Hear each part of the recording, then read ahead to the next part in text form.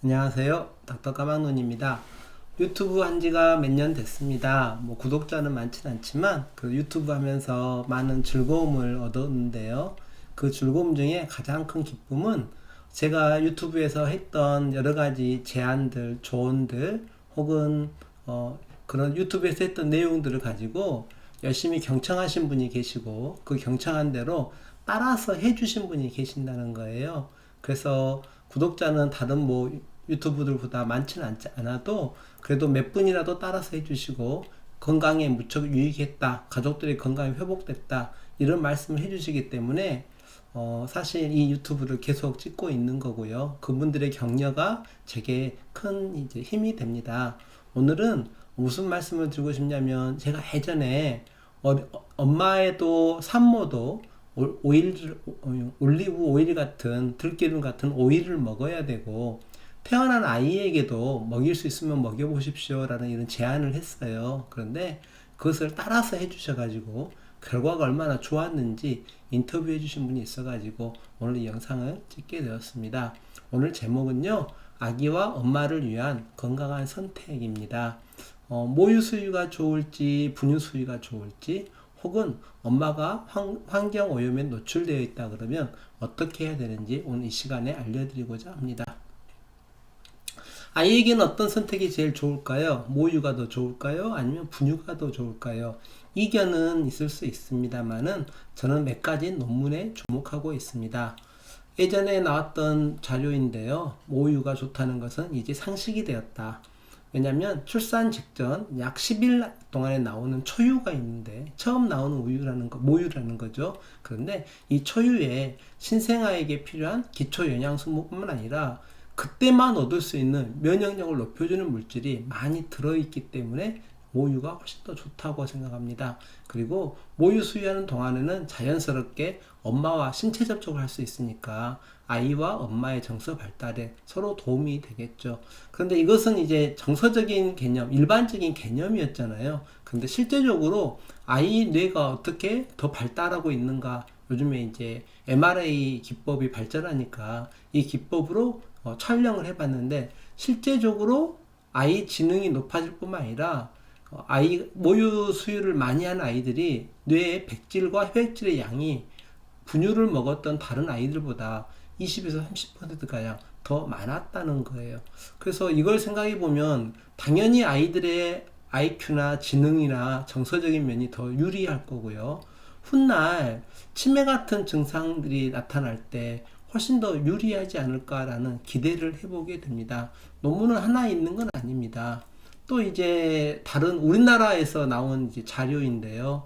사실 모유만 먹고 자란 아이들의 인지 점수하고 분유만 먹고 자란 아이들의 점수를 계산해 봤더니 103.8하고 97.1 차이가 이렇게 난 거죠. 그래서 사실은 모유만 먹였을 때 가장 인지 점수가 높다. 그러니까 이제 가능하면 모유를 먹이십시오라고 이런 어떤 자료들이 없잖아 있습니다.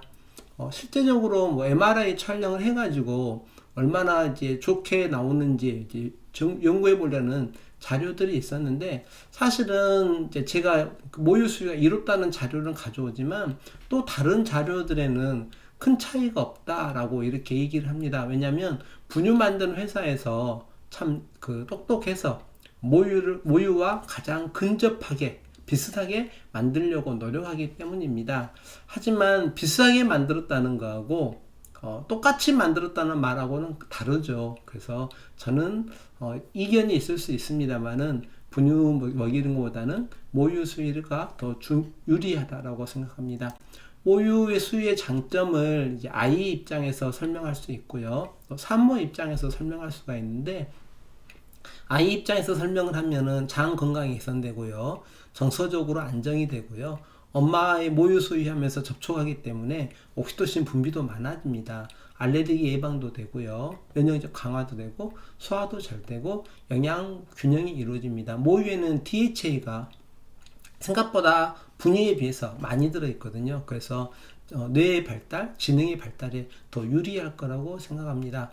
저는 제 아이들이 알러지가 있을까봐 좀 걱정을 했거든요. 왜냐면 장모님이나 아내 외할머니가 알러지가 있으신 것을 확인했기 때문에, 그래서 아이의 알러지를 예방하려고 사실은 모유 수유를 좀 오랜 시간 했었습니다. 엄마에게도 모유 수유에는 장점이 있습니다.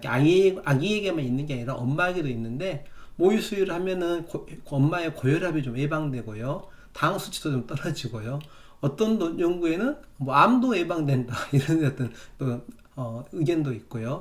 자궁 수축이 촉진돼서 자궁이 빨리 돌아가고 빨리 출산 전으로 돌아갈 때 더 유리합니다. 그리고 이제 칼로리 소모도 촉진되기 때문에 모유에는 장점이 있습니다. 경제적이나 실용적인 장점도 없지 않아 있습니다. 분유를 구매할 필요도 없고요. 언제나 수유가 가능하다는 것도 있고요. 플라스틱이나 캔에 있는 자원을 절약할 수 있는 장점도 있고, 사실은 저 역시 이제 전공의 때 오랜 시간 한 일주일에 110시간 이상 근무를 하는 그런 과도한 일을 하고 있었는데, 그 월급은 무척, 지금으로 말하면 최저시급도 안 되는 적은 월급이어 가지고 하나밖에 없는 아이의 분유값이 부담스러운 경우가 없잖아 있었습니다. 그래서 모유 수유가 경제적으로 실용적으로 장점이 있다라고 저는 생각을 합니다.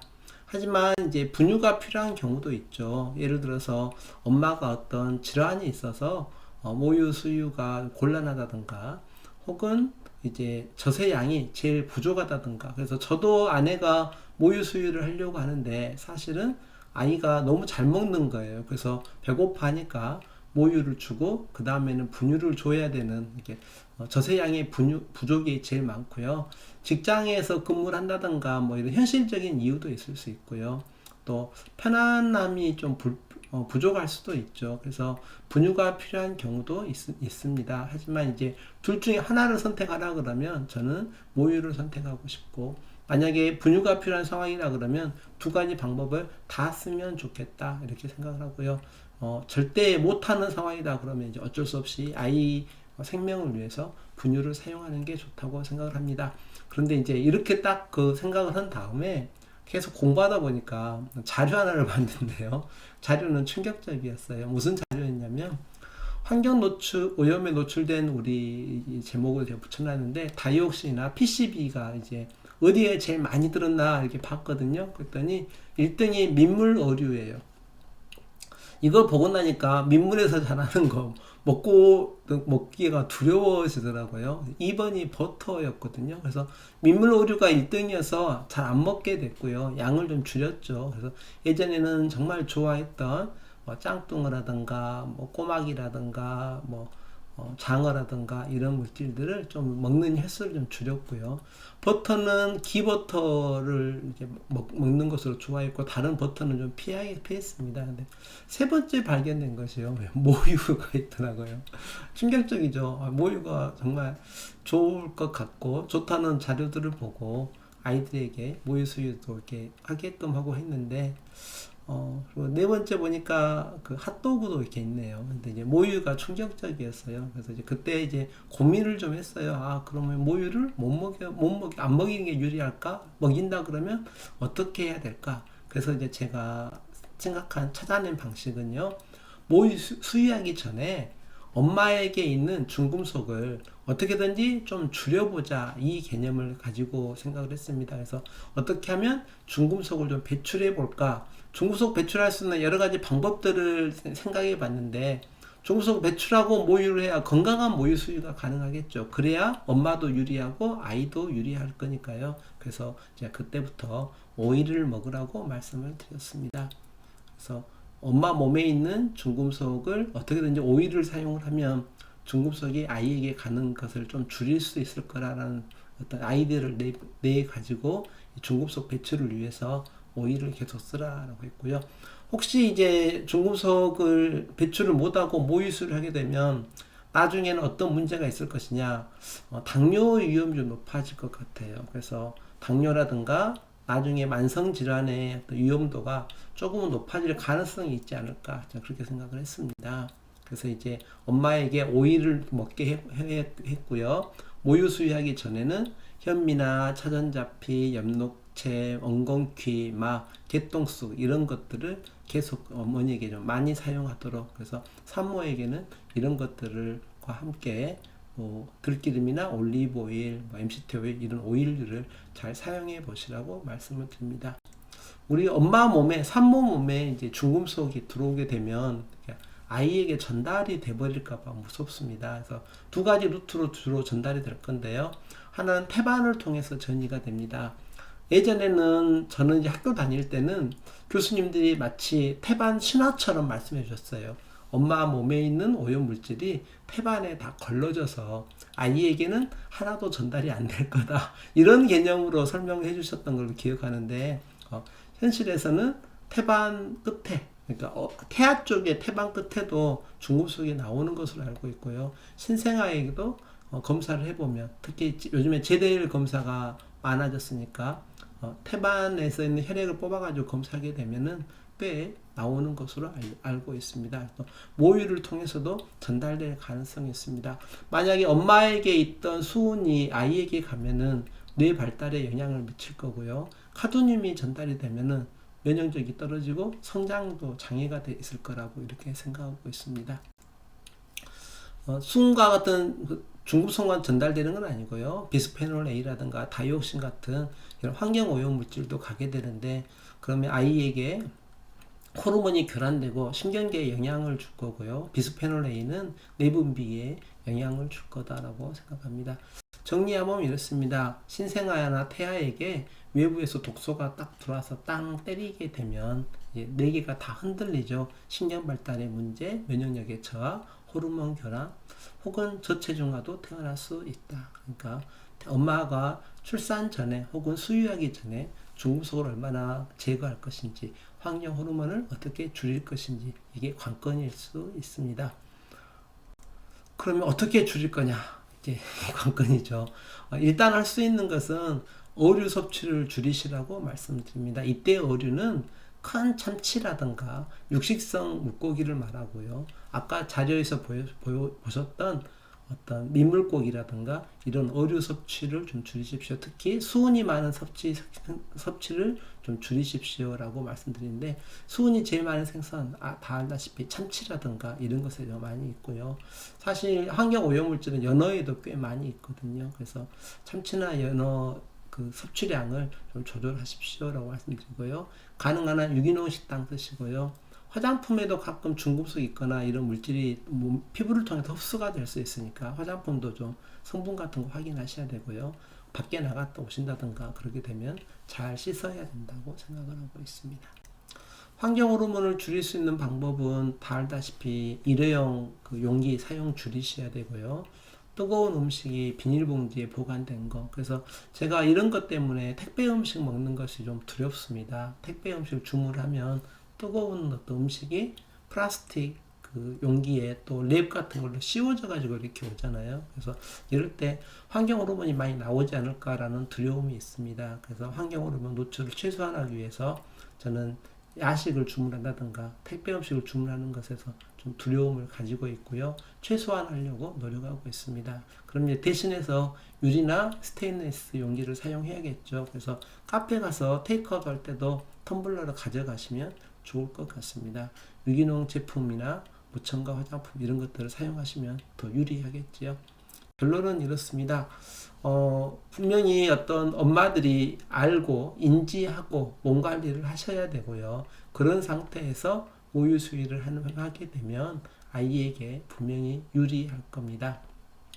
건강한 식단도 유지하시고요. 환경도 건강한 환경을 유지하시고 안전한 수유를 선택하시는 것이 좋은 방법이고요. 이렇게 했는데도 이제 걱정이 된다. 그럴 때는 아이에게 이걸 먹여보시면 됩니다. 인터뷰를 잘 들어보시면 아이에게 이것을 투여했더니, 이걸 몇 방울을 넣었더니 아이가 변이 얼마나 좋아지고 아이가 얼마나 늘지 않았던 체중이 늘게 되고 아이 컨디션이 얼마나 좋아지는지 알 수 있을 겁니다. 오늘 인터뷰 영상 잘 들으시고요. 혹시 저는 제 아이들이 나중에 결혼을 해서 혹시 출산한다 그러면 오늘 강의한 내용 이대로 지금 이제 다 제 딸에게 할 거고요. 제 혹시 미래에 손주가 태어난다 그러면 이 방법을 사용할 겁니다. 그래서 오늘 영상은 사실은 제 아이들에게 남기는 영상이기도 합니다. 꼭 따라서 해주시면 유익할 거라고 생각합니다. 감사합니다. 닥터 까막눈입니다. 그 아이가 지금 몇 개월이죠? 이제 며칠이죠? 지금 7개월 됐어요. 7개월. 네. 예, 근데 모유는 지금 처음에 한 3개월 정도 모유를 수유하다가 예, 이제 막 그 엄마가 너무 가슴에 너무 통증이 심해가지고 그걸 예. 못했어요. 그리고 예. 양도 너무 적어가지고 예, 그래서 어쩔 수 없이 모유는 끊고 이제 예. 혼유하다가 혼유하다가 그러다가 이제 모유는 끊고 분유만 이렇게 보였거든요. 근데 이제 분유에다가 오이를 넣어보신 거죠? 네, 그 영상 올려주신 것 때문에 예, 계속 예. 생각하고 있다가 이제 저는 돌 지나면은 먹일까 생각을 했었는데 예, 애가 분유를 그 3개월, 4개월 이렇게 지났는데도 60ml, 80ml 너무 적게 먹어요. 거의 신생아 수준으로 먹었었거든요. 예, 그래서 저거 어떡하나 고민하다가 예, 이제 좀 찾아봤더니 그 올려준 영상 때문에 찾아봤더니 예. 올리브 오일을 이탈리아 사람들이 모유를 못 먹이면 분유에다 꼭 넣어서 먹인다고 그러길래 예, 처음에 이제 한 방울, 두 방울 이렇게 늘려서 먹여봤거든요. 예, 이제 5방울 넣었을 때는 설사를 했는데 예, 3방울 넣으니까 이제 그 뭐 이렇게 막 지리거나 이런 거 없이 예. 애가 먹는 양도 점점 더 늘어나서 지금은 240ml 먹고요. 예. 양도 늘어나고 양도 늘고 그 활동하는 것도 그러고 좋아지고요. 네, 훨씬 더 좋아졌어요. 예. 혹시 변 색깔은 어떻게? 변 색깔도 예쁜 황금색. 황금색도 예뻐지고요. 네, 예. 냄새도 예. 그 좀 잘 안 될 때는 막 고약하게 날 때도 있고 그러잖아요. 그리고 예. 아기가 적게 먹고 이러니까 변비도 좀 있었거든요. 그러니까 예. 좀 많이 먹고 자꾸 밀어내야 하는데 예. 그게 잘 안 되니까 예. 변을 못 사가지고 힘들어하고 막 그랬었는데 예. 올리브 오일 넣고 난 다음에는 그는 없어졌어요. 그럼 이제 다른 것 없이 예전하고 똑같이 분유 먹일 때 거기다 네. 올리브 오일을 한 3방울 정도 넣어가지고 먹인 것이 효과가 이렇게 좋은 거네요. 네, 그렇죠. 그것만 딱 했는데. 예. 이제 영상 올리고 이제 가끔 제 영상을 보시고 이렇게 따라서 해주시거나 응용해가지고 해주신 분들 좋은 결과를 알려주시면 정말 기뻐요. 네. 아니, 저희도 도움 받아가지고 좋죠. 아기가 잘 못 먹는 것 때문에도 약간 좀 신경 쓰고 또 늦둥이다 보니까 예. 걱정도 많았는데 일단 먹는 거를 잘 먹고 잘 노니까 예. 얘가 활기도 확실히 넘치고 힘도 좋아지고 예. 그리고 그 사이에 좀 무거워져가지고 애기 엄마가 좀 팔이 아플 정도로. 그래요. 잘 네, 먹으니까 네, 잘 몸무게도 먹으니까 잘 좋죠. 나가고. 네. 네. 알겠습니다. 좋은 소식 전해주셔서 고맙습니다. 고맙습니다.